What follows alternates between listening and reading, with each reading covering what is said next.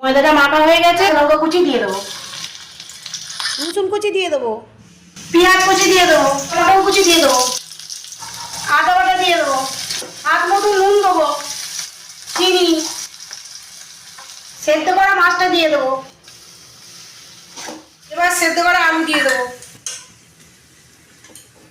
সামান্য হলুদ, সামান্য লঙ্কার গুঁড়ো, জিরে গুঁড়ো, ধনে গুঁড়ো, গরম মশলা গুঁড়ো, লেবু রস দিয়ে দেবো, হিং দিয়ে দেবো আর আলু গুঁড়ো দিয়ে দেবো, সামান্য আমচের ছড়িয়ে দেবো। এবার লেচি কেটে নেবো, এবারে প্রত্যেকটা লেচিতে পুর ভরে নেবো, বেড়ে নেবো।